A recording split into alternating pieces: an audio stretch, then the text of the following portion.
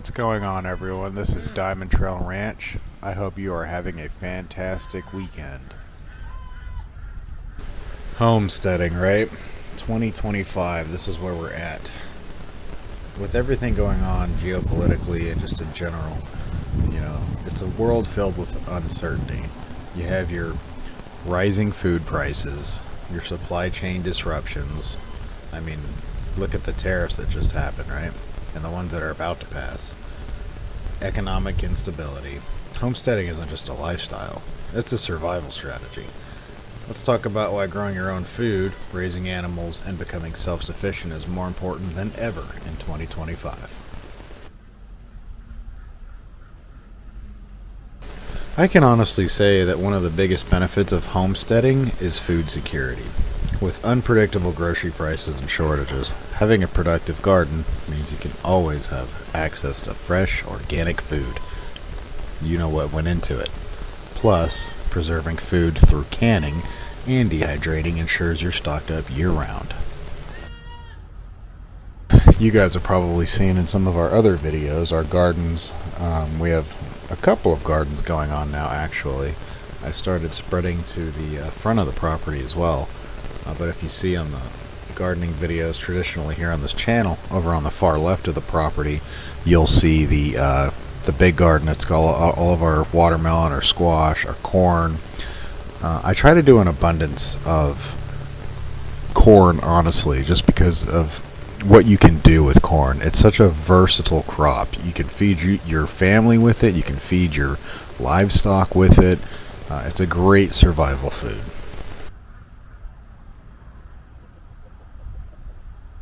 Homesteading can also save you guys a lot of money too.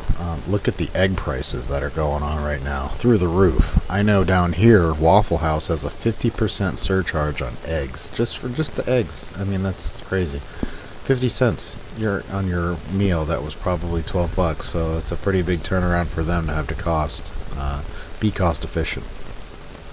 But instead of relying on expensive store-bought products, you can produce your own milk, eggs, vegetables. How do you get those things? Well, like us, we have the dairy with goats. We are on a small, more of a ranchette setting. We have our goats that we milk daily. We have eggs that we are getting from over 40 chickens daily. We have duck eggs that we are getting from over 40 ducks daily. Our vegetables, we are soon here going to be able to harvest nearly daily. It's going to produce insane yields, and we hope to with seeds. Make sure you guys are keeping your seeds too when they after the fact, so you can harvest them next year or the following years, and you never pay a dime as long as you keep your seeds. A lot of homesteaders even turn to your own personal skills and use them. They apply what they've learned from their positions to their homesteads, or you can turn it into a business. You can sell your products.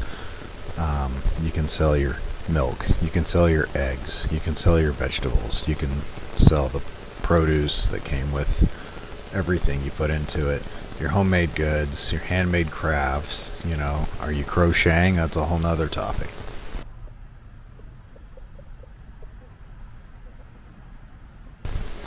Growing and raising your own food means you know exactly what's in it. There's no pesticides, no additives, and homesteading keeps you active. It's a great exercise and mental exercise for you. It's great for your physical and mental health. Just the satisfaction you get of eating a meal that you grew completely yourself, the entire pyramid. You can grow it on your property. It's very easy with homesteading. A little trial and error. YouTube goes a long way.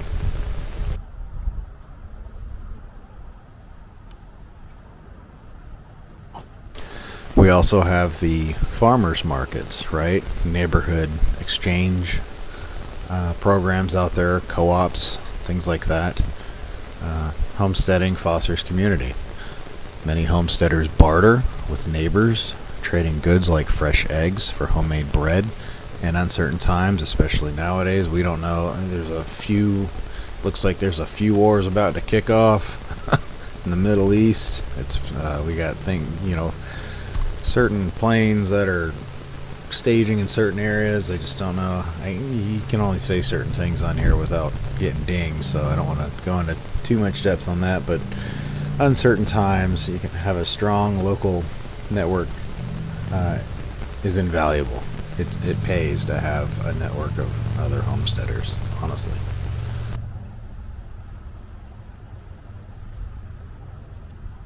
Another great thing is your just your overall general self-sufficiency and preparedness.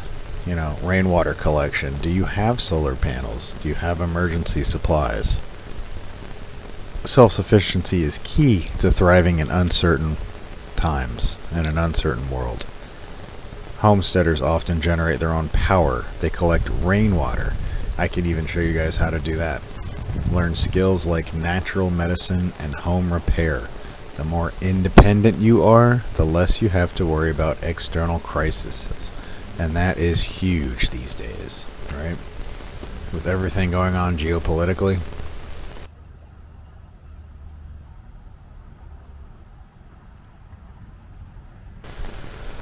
Homesteading isn't just about surviving, though.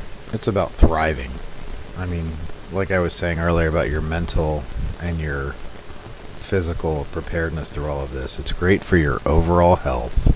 You're eating better, you're drinking better, you have less, preservatives or none. You know what went into your food. You can have natural preservatives. You didn't put any crazy additives that you can't read on the back of a label, right? If you're thinking about starting your own homestead, there's no better time than to do it now.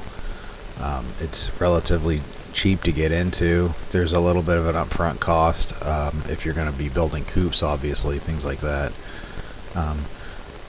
There are options out there. Pallets are not hard to get. You just got to kind of use your resources. Look at what is around you. Let me know in the comments, is there what you can do? Have you started homesteading yet? What is your biggest reason for wanting to homestead in 2025?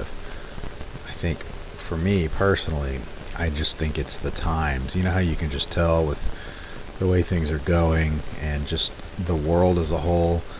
We don't know the way currency is, what they're discovering with Fort Knox and the value of gold and things like that. And you really want to make sure you're self-sufficient because everything is just so uncertain anymore. Also, I don't know if you guys have been following the stock markets, but it's all over the place. More so lower than high. It's actually been low since January. It's just been getting lower and lower. Although they say that by year's end it should go up as a whole by 10% compared to January. But we are riding the storm right now, folks. You can see that everywhere. You can look at your stock markets. You can look at Google. It's just kind of everywhere with the way the markets are, the way the prices are, and everything. They're saying vehicles could be upwards as much as over $12,000 being added to foreign vehicles right now. So you want to try to save anywhere you can, be it on your food, your electricity, finding natural ways to keep your water, keep your utility bills down if you have any. We want to be as self-sufficient as possible in case anything kicks off in the world and just for your overall health and well-being. If something like a food crisis happens, you can make sure you have had, all of your canned foods, your dehydrated foods.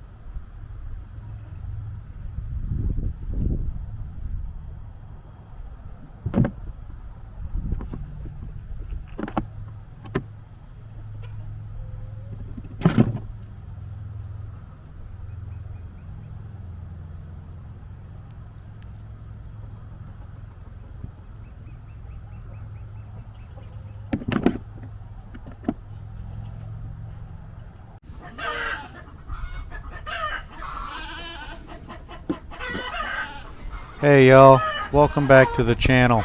This is DiamondTrail Ranch of Central Florida. You're probably here for the baby goats that you see here in the video, right?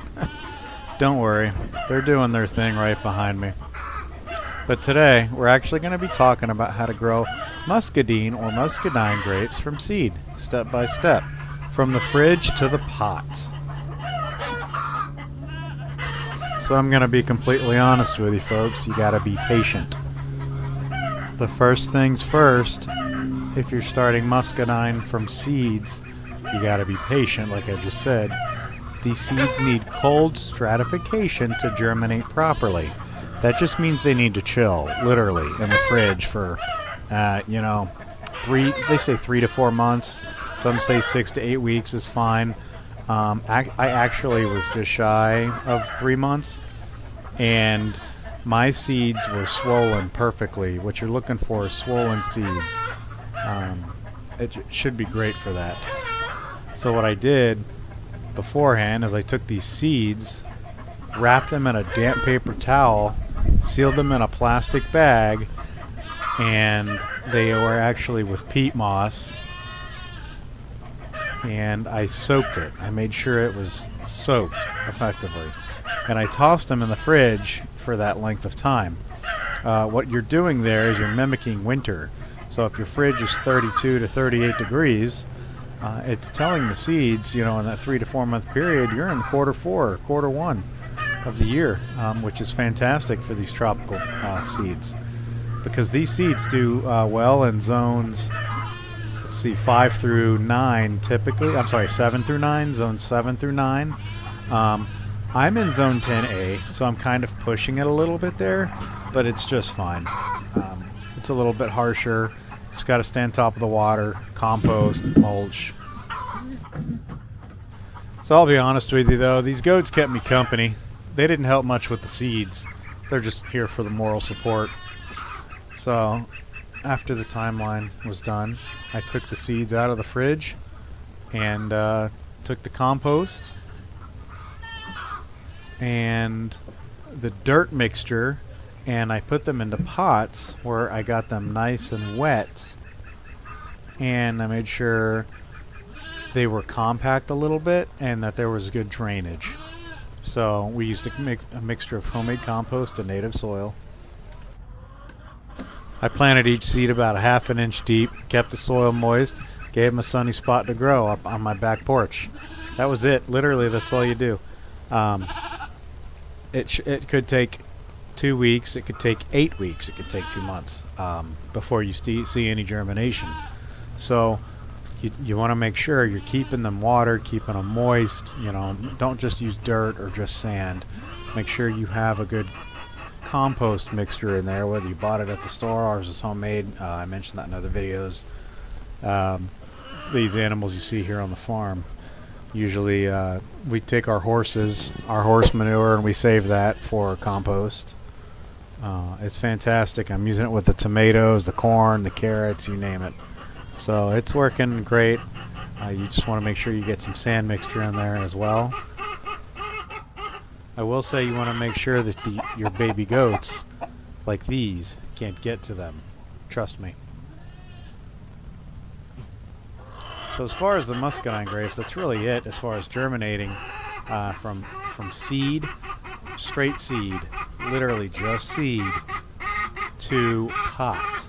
And I'll show you guys what I've done when they start to come up. When they start to germinate, I will show you the progress from dry seed to sitting in the refrigerator for 2 months to being transplanted to a pot. Hey, rooster.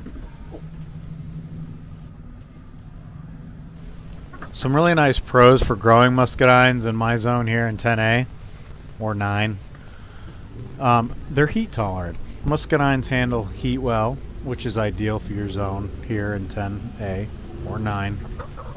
They're disease resistant. They're naturally resistant to many grape diseases like Pierce's disease, which can be a problem in warm climates. They have a low chill requirement, which is fantastic for the state of Florida, because let's be real here. How often are you getting a chill? I know in my zone, We actually didn't even have a frost date, so there's that. You can start things a little earlier here. Unfortunately, in the summer months, you might get peppers. There's not much else than that as far as the sheer heat in like August, September. You want to choose the right variety. So you have your Southern Homes, you have your Carlos, you have your Doreen's, and your Fries. Your Southern Homes is great for home gardens. It's a hybrid that handles heat well. Your Carlos muscadine grapes are popular for wine and juice, productive in the warm areas. Doreen's, it's another good one for hotter zones. And your Fries, which are sweet, large fruit, but they may need a bit more chilling. You also want to make sure you plant a male pollinator if your chosen variety isn't a self-fertile one. Mine is, so I'm not worried about that. When you're planting these, when you're going to go from your pot to the ground, you want to make sure they're getting full sun. Now, full sun is a funny term to me because it'll tell you, you'll look up any full sun definition, it says 6 to 8 hours, right? Any pack of seeds will tell you 6 to 8 hours. That is a little extreme in zone 10A, I'm going to be honest. I think you could get away with 4 to 6, maybe even 2 to 4, honestly, with full sun in zone 10A. It's just the sun, 8 to 12 hours of beating sun, and the zone is brutal. It is brutal for seeds. Any plants. You're going to be constantly watering. You're going to be putting that cool water, that cool air away to give that, that heat away from the plants. Your well-drained soil, which is slightly acidic for these grapes, you want your pH to be somewhere between 5.5 and 6.5. Not hard to do. Your trellis, we're talking grapes, guys. Look at this baby goat. Oh, so sweet. Your trellising, you want to install a strong support system. This is when you're in the ground, right? Outside. Install a strong support system. Muscadines are vigorous vines. I was looking at doing on the 4-foot fence, about 100 square feet. They're fantastic for chain link fences if you want to use them for privacy. They they have tendrils, so they won't damage your fence. They're not heavy. There's no rusting or anything like that. You want to space your vines 15 to 20 feet apart each.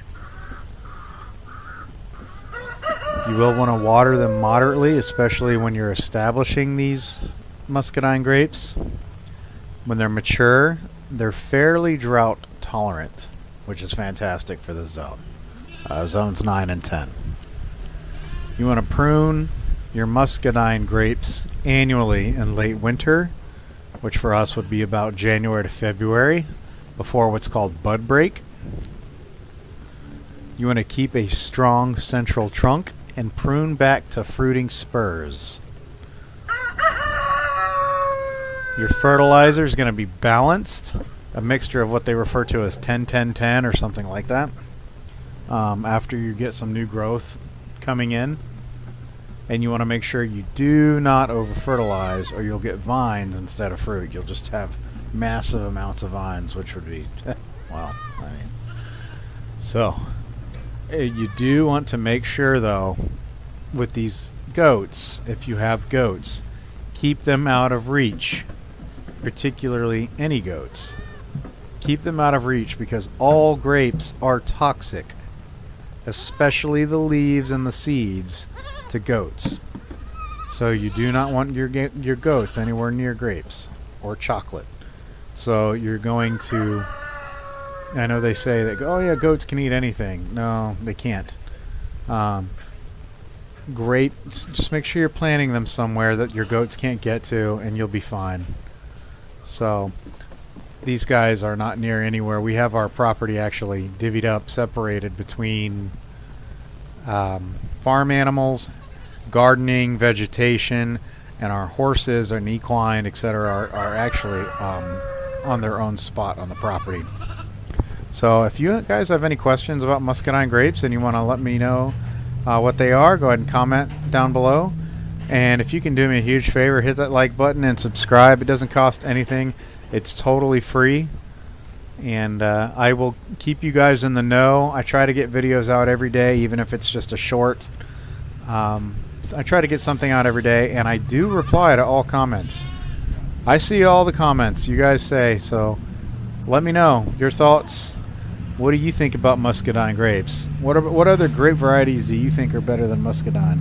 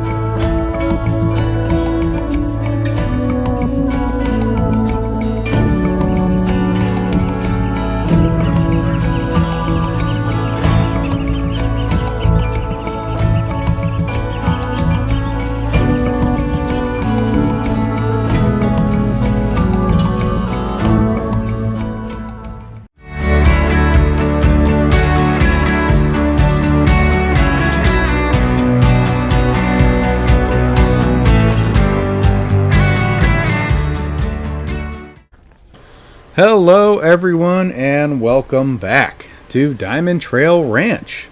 Today's going to be awesome. First I'm going to close this gate.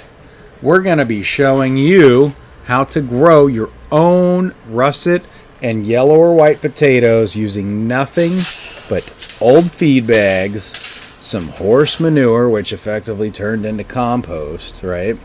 And a little bit of patience. We're going to turn everyday homestead scraps into food. And yes, our horses, Red and Buckeye and Indy, our donkey, will be helping, sort of. You'll see in a minute. Let's get started. You'll see here I got my bags. I believe I have 7 of them. I'm going to use these, you call them pruners, but we use them for all kinds of things, to poke some holes in the bags. You do want to poke holes in the bags. I'm going to wear gloves because obviously I'm handling horse manure, and horse manure gets pretty gross. It's poop. You're playing with poop, man. So you want to make sure you do this as clean as possible so you don't get sick. We don't want to get sick, right? I'm using a wheelbarrow. You can get at Ace Hardware. These are my potato slits I'm showing you that I'm going to be putting in the bags. Notice how I cut them. I had the base. You also want to make sure you cure them for a couple days beforehand before you do that. You want to make sure the eyes are up top, and that's because of the way the potatoes grow, right? So we're coming up on the other gate here. So both gates, the front ones and the back ones, you always want to secure. You want to double latch the gates. Use a backup clip if you have one, just in case. Horses are smarter than they look. There goes Buckeye. Trust me. Look, Red and Buckeye are sweethearts, but if they see a gate cracked open, you best believe they'll try to sneak right past me. So, I mean, it is what it is. Buckeye knows. So I'm going to, like I said, I secured the front gate. You always want to have 2 sets of gates when you have horses, or large animals, or goats in general. I mean, small ones too. I just think it's good to have that redundancy there, because you got one set, forget it. They're gone with the wind. So we got these feed bags here. That's where the magic happens. It is the feed bags. They're just old feed bags that I used from our goats and horses. You know, you got your Producer's Pride and whatever brand you guys use. We have some local. We actually just started ordering specific homemade, house-made food for some of our animals, which is really cool. And it actually worked out in our favor with the price with that. But anyway, any kind of feed bag works for this. You can see we have, 4 different types, 5 different types here I showed you.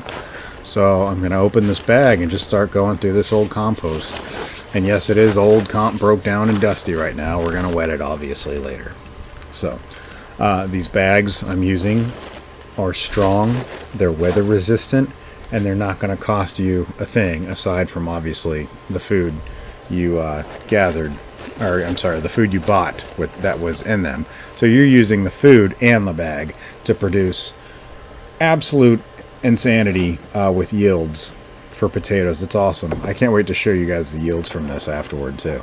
So, but I'll keep you guys updated on that. So I showed you guys the russet and yellow potato chunks with the eye sprouting facing up. You want to make sure you cut them that way so the eyes are up, and you know they have that flat base going down. Those are the sprouted slivers. I'm going to be putting about excuse me, I'm going to be putting about 2 to 5 per bag, depending on how big they are. I did have plenty of room for that. So each one has at least one eye on it. Hi, Buckeye. He's so sweet. You'll do, typically, depending on the size of the bag, you could do at least 1, 2, sometimes 3 or 4. I know you can do up to 5, but I wouldn't really do 5. I'd do like 2 to 4. But anyway, you just nestle them down in the compost, spread them out in a bit. I'll show you here shortly. Folks, this is awesomely easy. Like, I will say though, it is hotter than sin out here. It's already it's May here, and we're showing July, August, zone 10A weather already. We are, based on all meteorologists around here, way hotter than we naturally are this time of year. It is what it is. Look at them. I'm having to shoo them away because they think the bags are toys. They like to pick them up and toss them around. Red's so goofy sometimes. So make sure you grab a shovel, your wheelbarrow, and some feed bags. You can do this with rabbit compost, chicken compost, duck compost. Mind you, you're going to want to watch your acidity levels with all of those things. You may need to dilute some of them. Horse manure, you set it off to the side and you let it kind of break down on its own over time. With these leaves, I mean, like I've mentioned it so many times in other videos, you can't dig anywhere aside from actual compost areas. But if you were to dig like in the dirt next to this, a handful of earthworms everywhere on this property. So the soil is just fantastic. I just can't stress the soil enough. I love it how if you just keep your leaves instead of taking them away from the property and you push them off somewhere and let them break down, it's so good for your gardening. A lot of homesteaders talk about self-sufficiency, and this isn't so much, is that the goal? Sure, right? But is that what's happening? You're probably just going to end up realistically getting less trips to the grocery store. Now, if you have 100 acres or something, look at Red. He keeps pulling the bags. Driving me nuts over there. He's so funny. Mind you, they're also feed bags, and they know that. So they're like, ooh, not only is it a toy, it's a feed bag. So it's just, yes, we could stall them. I'm sure someone will comment, why don't you stall your horses before you do this? Because they're fine. Every little bit of exposure with people is, they don't get as much hands-on training as they should, or hands-on experience. So any little bit of time with us is, we maximize that time with them. So I'll hang out with them for a while, so if you do, you want to make sure, let me go back to this compost though. You first, the watering and the placement with the watering in the bags. Actually, let me back up here just a little bit. So we're scooping up the compost. We got it going over to the other side so they can't pick up my full bags. It is a mix of aged horse manure and bedding. More so, like I said, broke down leaves, which is fantastic with the various phosphates, nitrogen, and minerals in general. You want it nicely crumbly, not fresh and hot. You can see, look how crumbly that is. The texture, it's just like powder almost. So when you wet it, just imagine what it's going to form itself in the bag. It's fantastic. Using this stuff adds nutrients to your potatoes. It's natural, it's like a booster. It's like an energy drink for your gardening in general, let alone just potatoes. It keeps waste from piling up on the homestead as well. So it's a win-win. People come by and we give this stuff away. We don't charge for this. Horse manure, we post in our community groups, hey, anybody needs some manure, compost, they'll come out here with shovels and barrels and get their own. So this is where the magic happens, where I'm at, it's fantastic. So it's just great. So you're going to water the bags. You're going to make sure you give everything a good drink of water, and I will show you that because it's very dusty right now on those bags. But you don't want to soak them. I did show you I use those pruners to you want to stab a bunch of holes through your bags. Some bags you might not have to, and they might already be sufficient as far as drainage, because you don't want your potatoes rotting away, and then now you got rotting potato maggot food in your bag. But you do want that moisture to settle things in. So here we go, latching up the gates again, right? When you're doing this, you always want to make sure the bags go somewhere with plenty of sunlight. It's like anywhere that gets 6 to 8 hours of sun, right? Sunlight is incredibly important. It's incredibly important. I want to make sure. Look how sometimes these things get so stubborn. These clips. So you want to latch. You want to go all the way around. I go inside of one, and I go inside the other one, and you wrap it around. Little quick gate 101 there, and then we have D-clips we use as well. You kind of go back and forth with two different chains. Make sure, and then you're going to push and pull on it because your horses are going to be kicking these things. So I have a couple other videos on small homesteads and horses and how to maintain them and keep them. Not gonna lie to you, we've had the horses have been across the street in the neighbor's yard before, so you know, trial and error. You learn, mistakes happen. We're all human. I'm gonna put the shovel away over here. This is a very exciting thing. Sweet potatoes. I'm sorry, I also have sweet potatoes over here as well. I'm actually going to put these bags with the sweet potatoes. You'll see I have these russet potatoes, sweet potatoes, and yellow potatoes, but the sweet potatoes are already done. Sweet potatoes are totally different than russet and yellow here, or white, rather. Whatever you have, Yukon Golds. So I'm going to push them over to where my potatoes are in my water. You know, you're going to be hilling. You're going to be using a hilling method. You're going to monitor and hill your potatoes over the next several weeks after this. You'll see that your potato plants pop up. As they grow, you're going to keep adding compost or soil. You can mix it up.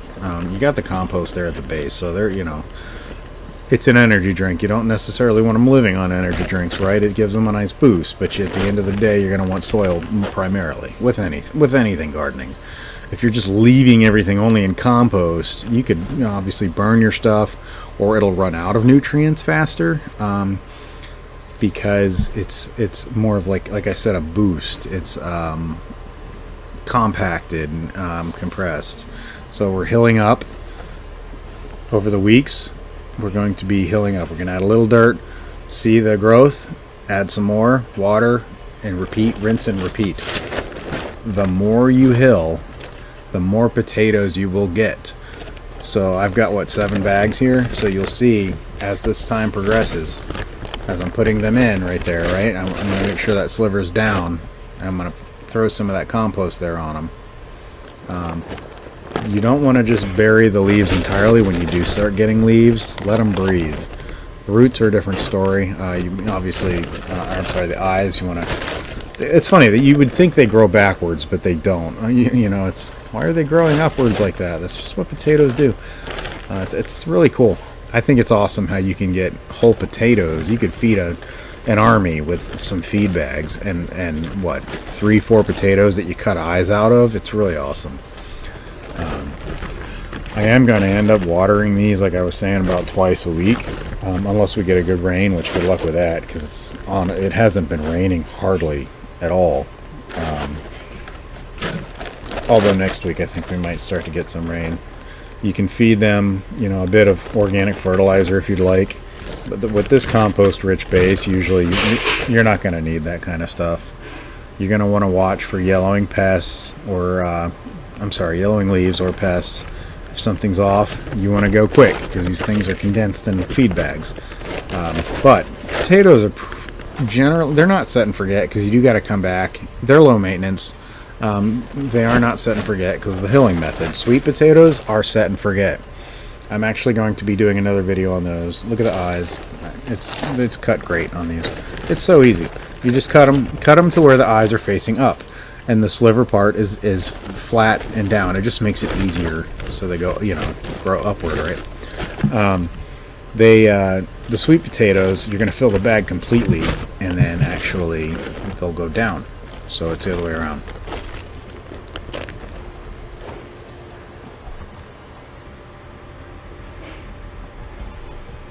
Got another bag over here. We are going to rinse and repeat here with all of this. Going to open up a bag with the compost there, and it becomes muscle memory. You're going to grab a sliver, you're going to put it in there just like that, kind of press it in a little bit, shake it in with the flat side down. It's easier to make it flat when you do this, and then cover it up a little bit just like I did there on the bag. Keep doing that. You know, like I said, 2 to 4. Some places recommend 5. I started off with 2, and then I think I added another 2 in this to the bags after, because I think I put all of my Yukons at the end in one bag here. So I'm going to put them all. I like to keep things elevated. It makes working easier. If you have a bad back like we do, it just makes that much easier. Try to work up and not on the ground. You want to make sure you save the date on your calendar when you did this, the day you did this, because usually potatoes will take about 90 to 120 days for maturity, from planting to harvest. So I think mine was looking at the end of June to the end of July for me. I have it saved on my calendar, depending on the variety for you. Russets tend to take a little bit longer than yellow ones. That's why we stagger these. I have separate. The yellows are in different bags altogether. You kind of always want to get your potatoes coming in. We have several other bags with eyes. This is for learning purposes. This is this specific set of potatoes going. So you will know when your potatoes are ready when the tops of the plants start yellowing and dying back. You don't want to yank them up too soon, or you're going to have little tiny buds, which is kind of funny, which they're edible. You've seen tiny ones, I'm sure, wherever at restaurants, they sell them like that. But you'll miss out on your big, fully loaded baked potatoes if you do it too early. So, I typically wait until the plant dies back completely, and then you can literally just dump the bag and let the harvest surprise you. It's so fun. It's so cool when you start off with 2 slivers and you dump it upside down and you got 30 potatoes. Like it's crazy. You'd be giving it to your friends and your neighbors. I'm actually using some straight up regular dirt here to help top off because some of the eyes were exposed after watering, which is totally okay. This dirt is not hurting anything. So our chickens we have free range chickens that mix everything around on the whole property. We're only dealing with 2 acres here, so just about every square inch of this property has some form of composted, broke down manure, poop, whatever it is, leaves. So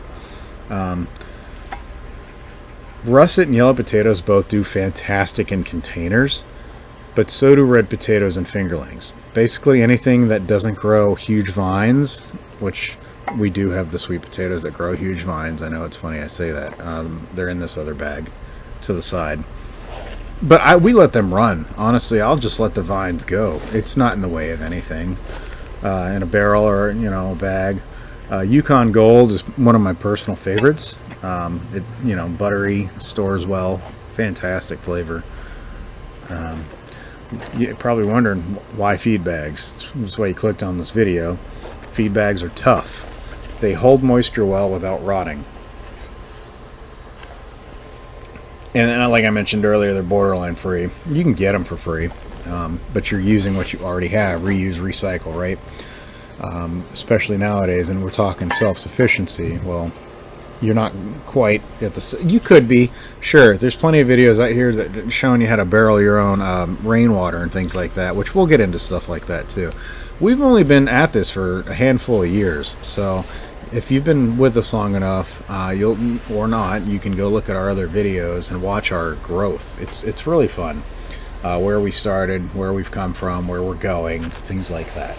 So, but anyway, back to these feed bags. They're just cheaper than actual grow bag. You don't need grow bags for this, folks. You do not need grow bags unless you are in maybe a subdivision or you have an HOA or who knows what. I don't know what your circumstances are. You can still do this. You can use grow bags, but you don't need them.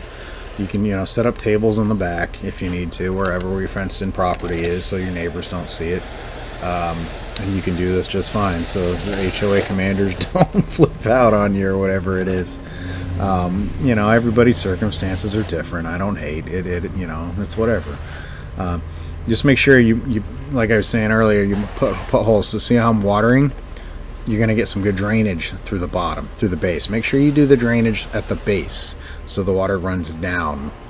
That way it's not sitting in there and turning into mashed potatoes for maggots. We like using the compost here because it's rich, alive, and free. It's free here. I mean, potting soil works too, but it usually needs added nutrients.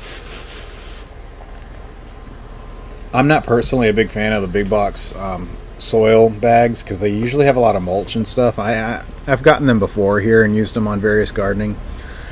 Problem is, let me know in the comment section below if you run into this problem too, but I seem to be pulling a lot of big giant mulch bits. It's like they cut down a tree or ran a log through a mulcher and that's what they put in the bag. Because when that and you let it dry out for a minute or a couple days is what I mean. Once that mulch is dried out, it's really like mulchy. It's not even soil at that point. And your little seedlings, whatever it is, you know, even potatoes here, they're gonna have a hard time busting through them giant chunks of mulch that they're calling garden soil at the big box stores. I don't know. Composted horse manure is packed with nitrogen. You know, it's packed with potassium. Excuse me. Potatoes love that stuff. You want to make sure it's aged. Fresh manure, any manure, chicken, rabbit, goat, any of those, it can burn the plants. Potatoes will need watering a couple times a week, like I mentioned. So you just want to make sure you stay on top of it. I'm topping off this here. This is a nice morning project you can do, or evening, preferably morning, unless you live in a tropical climate. Thanks for watching, guys. Stay tuned for more videos. I will upload more. We promise. We love it here at Diamond Trail.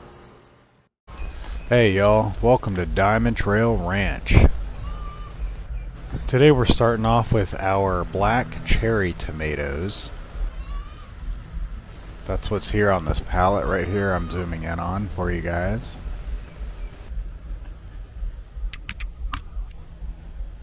These on this table were made with a mixture of about 1/3 compost, 2/3 dirt soil with some sand. And on this table is also Dad's Sunset tomatoes. Both of these varieties were ordered from Baker Creek Heirloom Seeds at rareseeds.com. You can see they've made fantastic progress so far.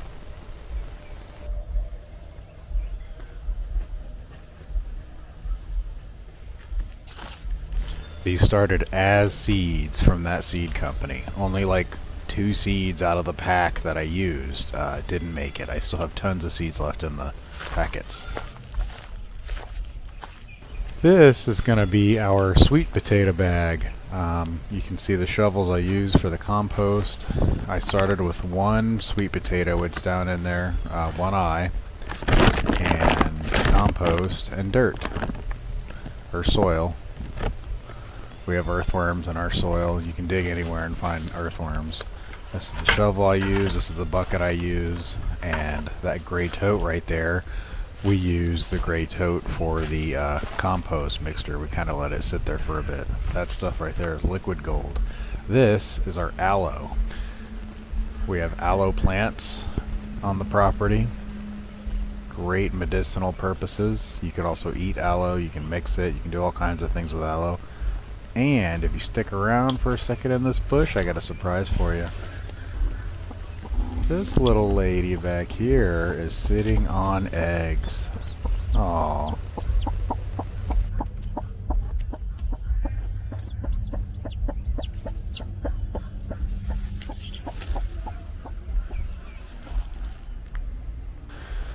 Quick tour, beautiful scenery. Gonna make a pit stop for a second on the way to the garden and check out Red. Hey, big Hey, boy. Red. Hey, big boy. What you doing?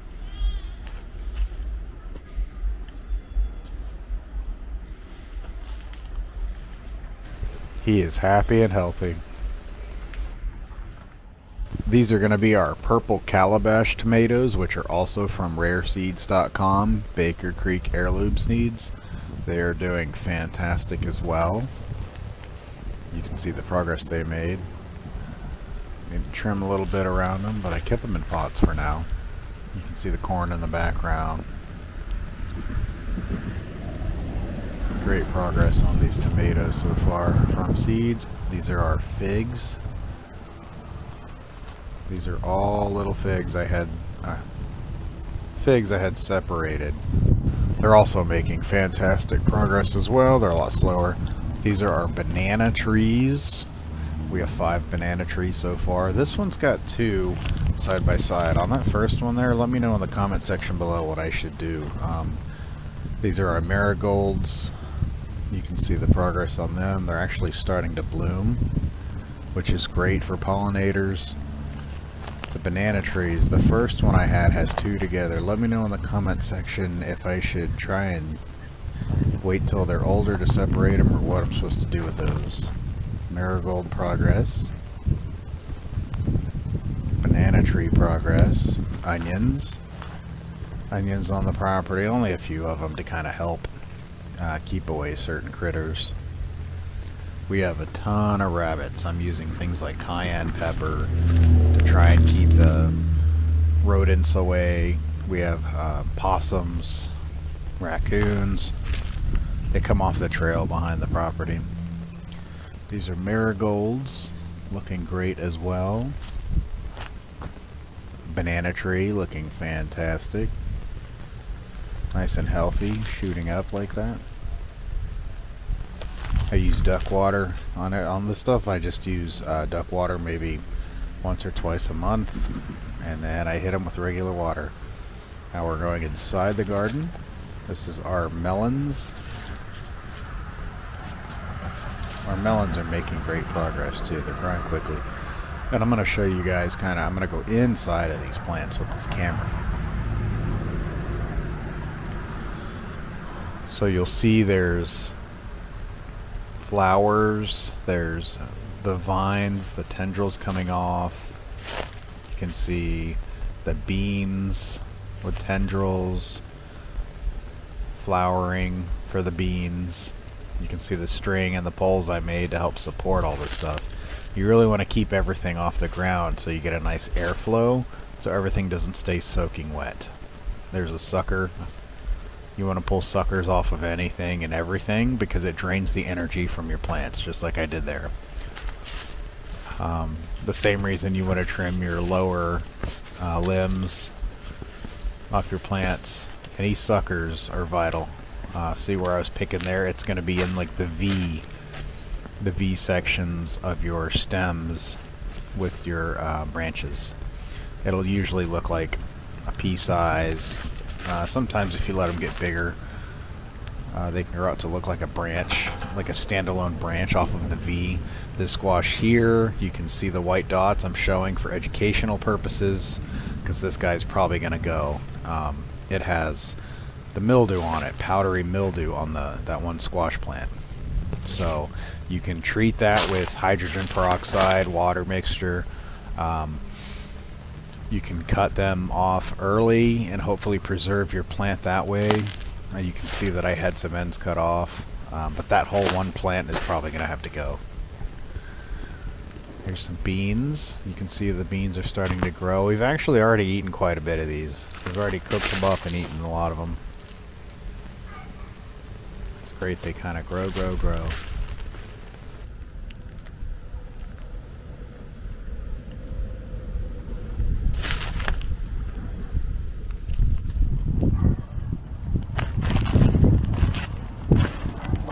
This is one of our collard greens. Beautiful progress there. Look at the leaves. Very happy collards. We also have more collards. We have more beans. Tons and tons of beans. The beans just exploded. They're doing fantastic out here. Zone 10A. Great time of year. April 10A, April, May, March, April, May.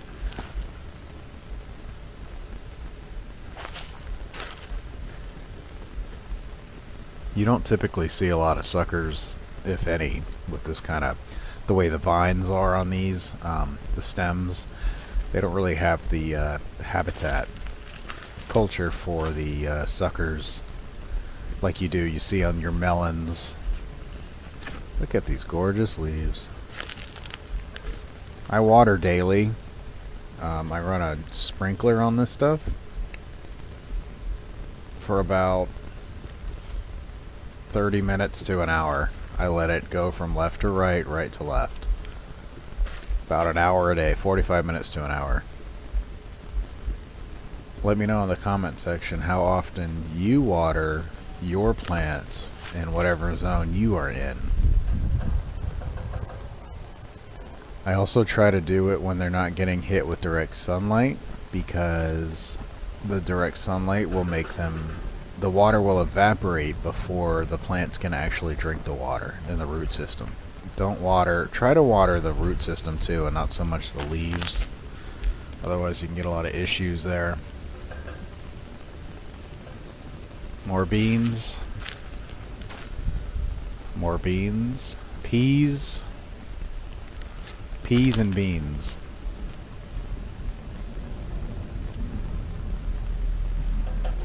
Look at these melons. I have 3 varieties of melons over here. I can't wait to show you guys the melons. Look at the flowers.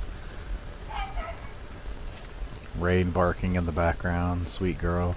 Flowering melons. I have lots of space over here still. I'm going to have to... you can see the suckers there. I'm going to have to fill up the space I have left. Suckers. Zooming in to show you guys the suckers there in the middle. More beans. Green beans. I'm going to tell you right now, green beans are so good. See how they're starting to swell right there? Perfect. You don't want them too swollen because then they get firm. Unless that's your thing. Firm beans is whatever. I mean, they're still edible. Over, under, perfect. You know, in between. Tons of beans. We've already had tons of beans too, which is great.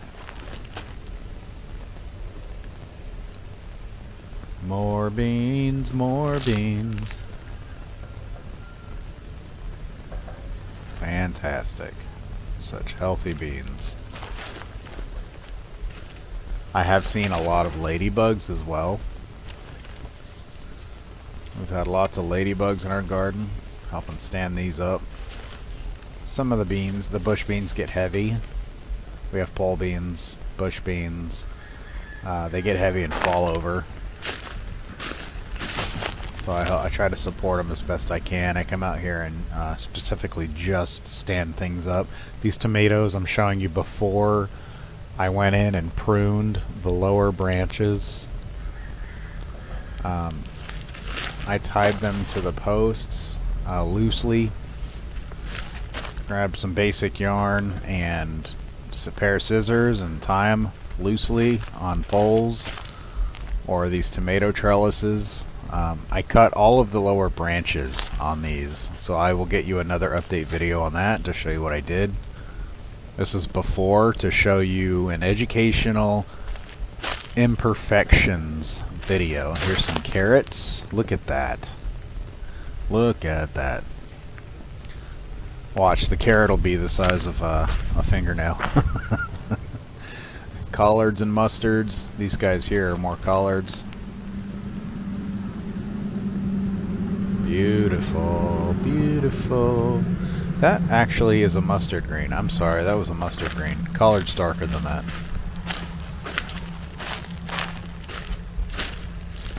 These are more beans, beans, beans, beans. The more you eat, the more you what, guys?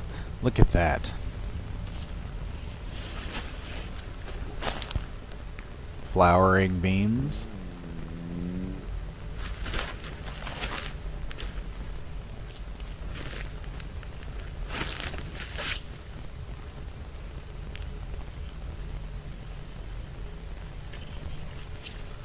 More beans. The trellis I used. Showing you guys you can use anything for trellis. You can, anything that you think the plants can stand on, the plants can walk on, grow on, vine on.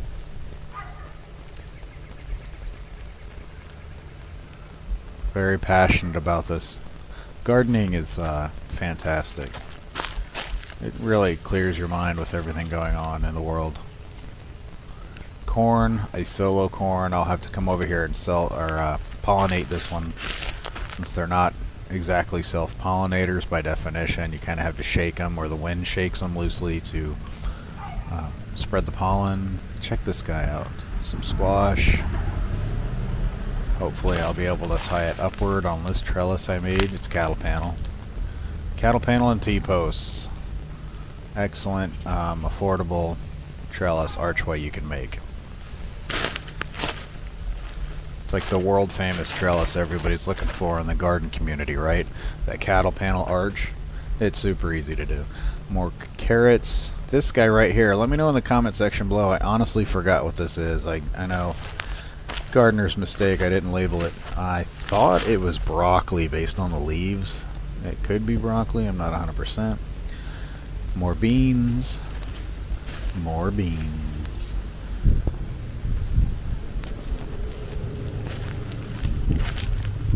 Beans and squash.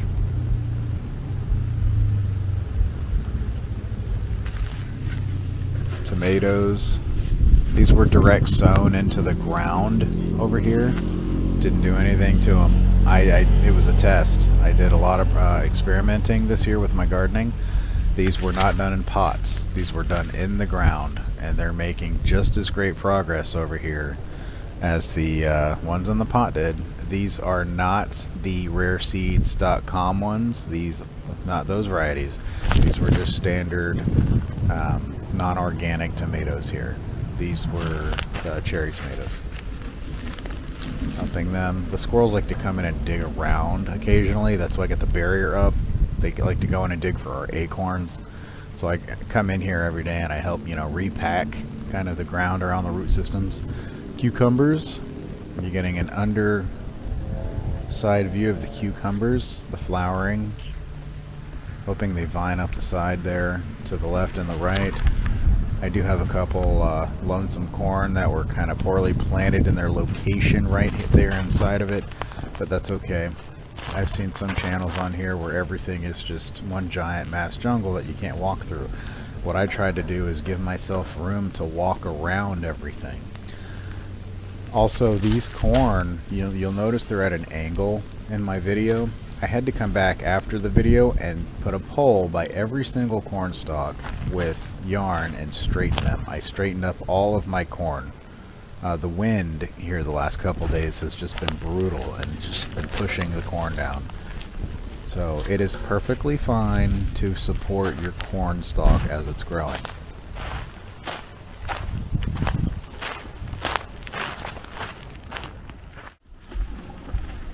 Alright, this is my new pawpaw plant that we bought. Can't wait to see this guy take off. We are looking for another one because you actually need two pawpaw plants that are not the same genetic makeup to pollinate. This is one of our pomegranate bushes. I've had this guy, this is year 2 for me on this one, working on year 2. And over here I have a year 1 pomegranate. That's the difference. That's the difference here. It went from that to the first one I just showed a minute ago in 1 year. Because this is my year 1, the other one was my year 2. This is rosemary, a rosemary bush with some tomatoes next to it. Those tomatoes next to it were gifted. I just haven't put them in the ground yet.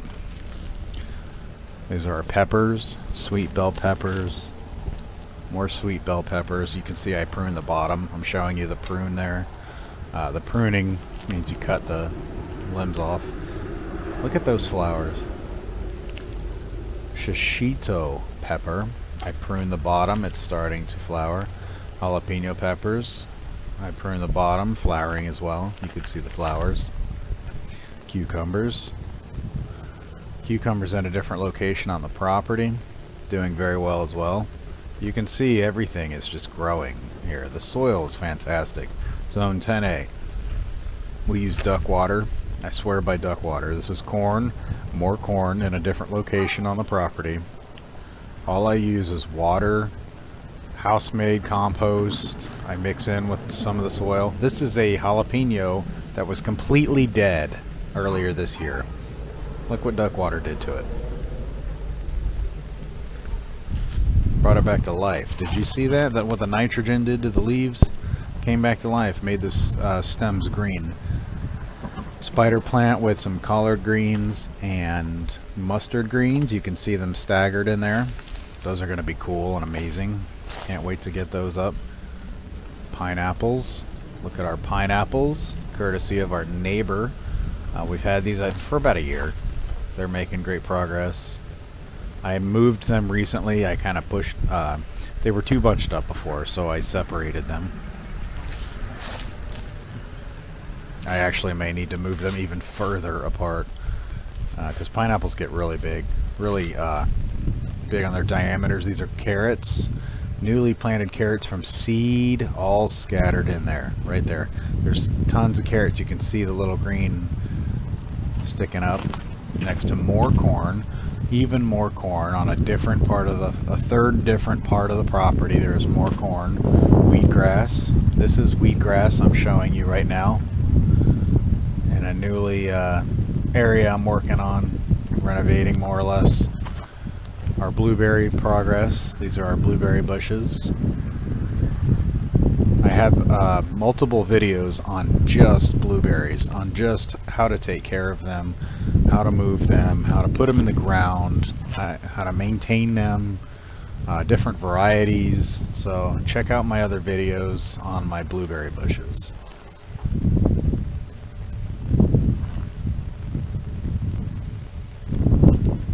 These guys have already had some of the blueberries eaten this year.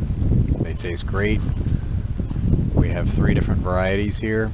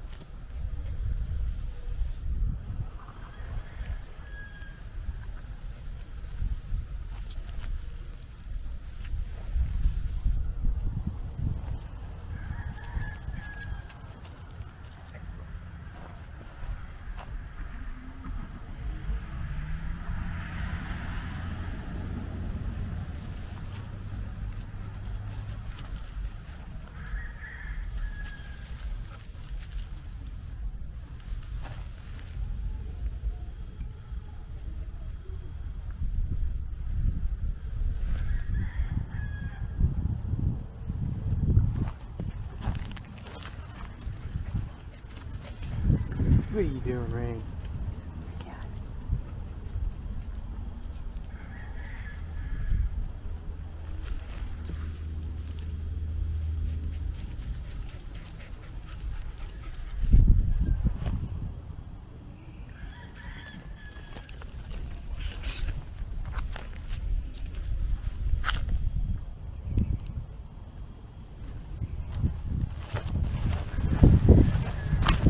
And right here you will see, what's that? Peach tree. Exactly. Peach trees. Look at that. They woke up. You can see in my earlier videos, these guys were asleep a month ago. Look at all that green. They were started with some duck water and just a little bit of compost just on the surface layer, and I watered it down. Those peach trees are waking up, boys. That's what's up. Our Meyer lemon tree is doing alright. It's very windy. Very windy day today. That's why all the leaves are showing off in the, the east direction there. This is our tangerine, same thing. That's why all the leaves are kind of blowing to the east. I'm sorry, that's west. That is a tangerine. Look at that.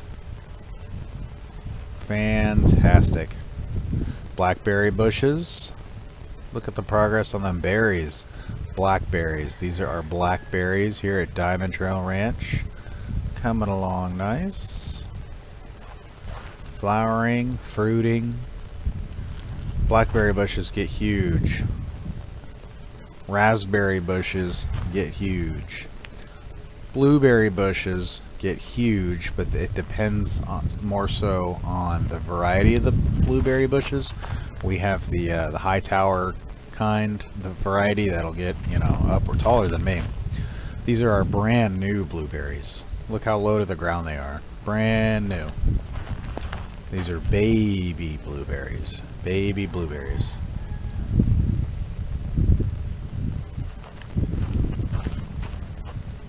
Baby blueberries. Pretty. They're happy. Look how green they are. Everything's green. Everything's happy. Lots of sunlight.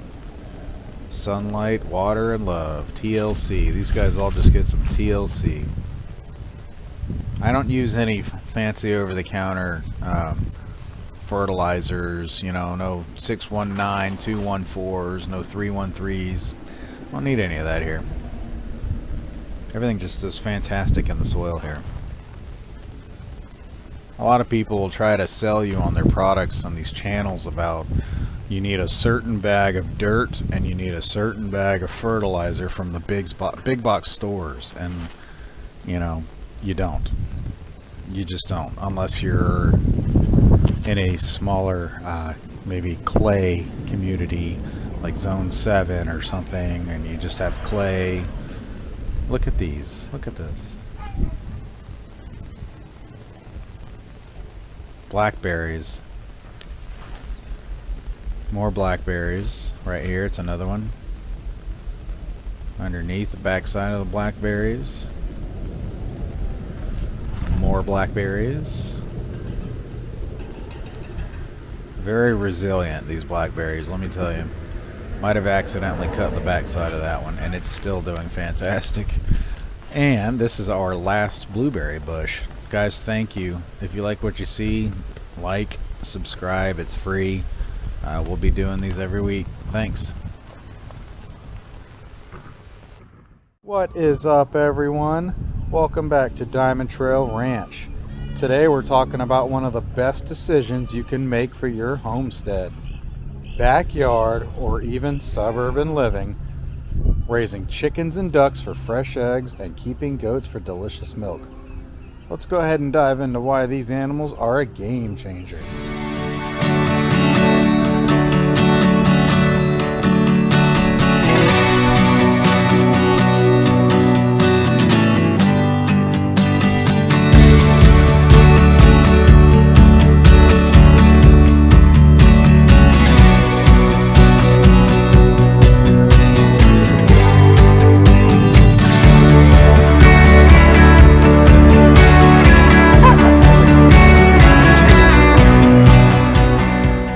First up, let's talk about some eggs, right?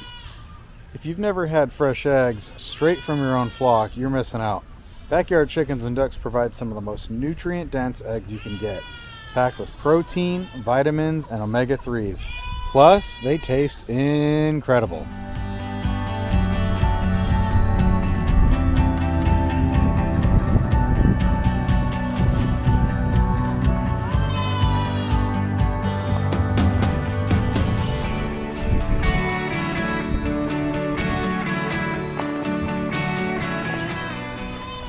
Have you guys ever seen the comparison of a side-by-side of a store-bought egg versus a backyard egg? Big differences out there, folks. Also, not to mention, raising your own chickens and ducks gives you full control over their diet and lifestyle. It means healthier eggs without any of the mystery of the store-bought ones. Guys, you'll know exactly what's going into your chickens and their eggs that they produce.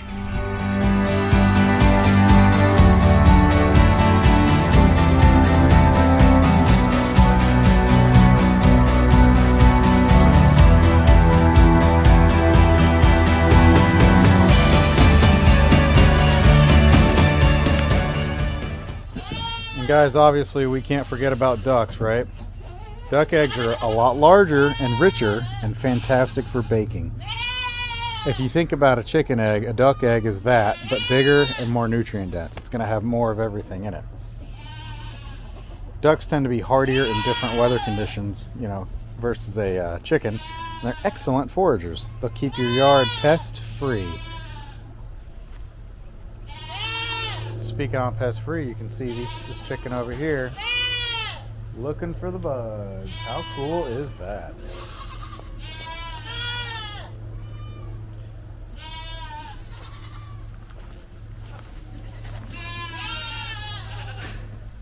And then we have our happy goats, right? Let's talk about these goats here for a minute. If you love fresh, creamy milk and want an alternative to store-bought dairy, goats are an amazing choice. Nigerian dwarf goats, for example, are small, friendly, perfect for backyard settings.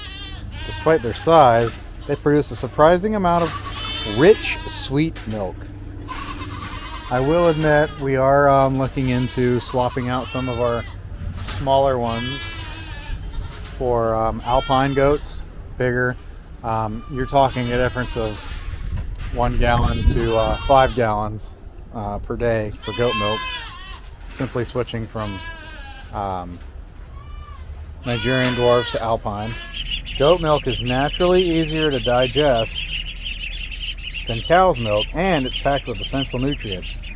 You can use goat milk to make cheese, yogurt, and soap. And don't worry, you've heard goat milk tastes goaty. That's only if it's not properly handled. With the right care, it's fresh and delicious. That depends on a lot of factors. How close your male duck is and things like that, contaminants. It's all fairly low maintenance, guys, and very sustainable. Feeding your chickens, your ducks, goats, you can get organic scraps from the garden.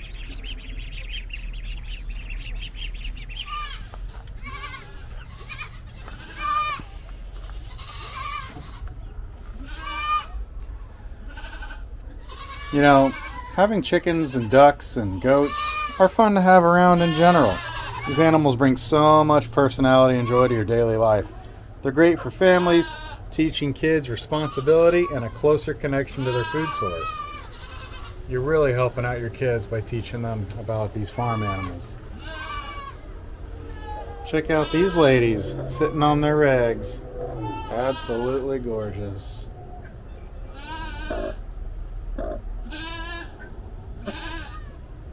So whether you're looking for a more sustainable lifestyle, healthier food, or just some fun and rewarding backyard companions, raising chickens, ducks, and goats is an amazing choice.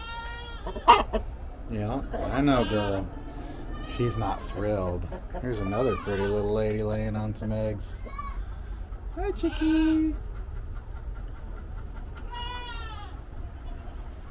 Yeah, pretty girl. So pretty.